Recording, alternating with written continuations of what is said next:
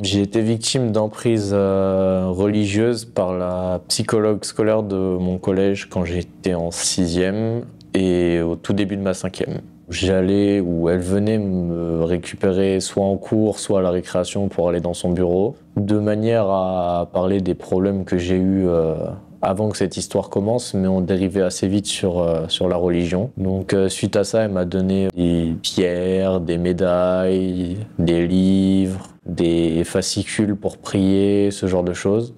Après, je priais aussi avec d'autres personnes qu'elle faisait venir de la même manière. C'était surtout des jeunes en difficulté. On m'a toujours appris qu'il fallait écouter les adultes, surtout si ça vient du collège ou les parents ou les amis des parents par exemple. Du coup, je me sentais un peu obligé d'y aller. Je me fichais un peu de ce qu'elle disait parce que ça m'intéressait pas spécialement, mais elle m'avait surtout dit que si jamais on en parlait, on aurait des problèmes. Que des malheurs allaient s'abattre sur nous, qu'on aurait beaucoup de problèmes si jamais on en parlait à nos parents ou à qui que ce soit d'autre. Elle a bien réussi à rentrer dans notre tête, à bien nous manipuler. Elle a essayé de, oui, nous faire peur, nous contraindre à rester avec elle. Faut savoir qu'aussi que cette psychologue avait prévu, avec moi et d'autres personnes, de faire un suicide collectif dans une maison abandonnée. Si ma mère elle n'avait pas découvert tout ce qu'il y avait dans mon sac ou dans mon bureau, je pense que j'aurais jamais rien dit et que ça aurait continué jusqu'à ma troisième ou peut-être mon lycée si elle était dedans.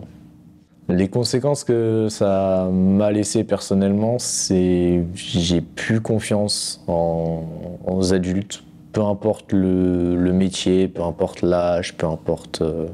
Mais à chaque fois que je dois rencontrer un nouveau psychologue, je suis toujours très méfiant. En ce qui concerne l'éducation nationale, je fais confiance à personne là-dedans parce qu'ils ont tous bien essayé de cacher comme il faut. Par exemple, en essayant de m'exclure du collège moi plutôt que la psychologue. Ma scolarité, elle en pâtit, mes notes aussi. Quand un prof, par exemple, veut me garder à la fin de l'heure, je pars, parce que je veux pas rester seul avec des profs, des surveillants, tout membre de l'éducation nationale finalement. Pour s'en sortir, déjà j'ai fait mes procès. J'ai toujours confiance en ma mère, parce que c'est l'une des seules personnes qui m'a vraiment aidé pour cette histoire. Ensuite, ma mère me dit d'essayer de faire confiance, d'essayer d'apprendre à connaître les gens, que ce soit de l'éducation nationale, des psychologues ou autres. Je l'écoute pas. Pour moi, ils sont tous pareils. Je fais plus confiance à personne. C'est triste, mais c'est comme ça. Sinon, je dirais que dans l'ensemble, ça va plutôt bien.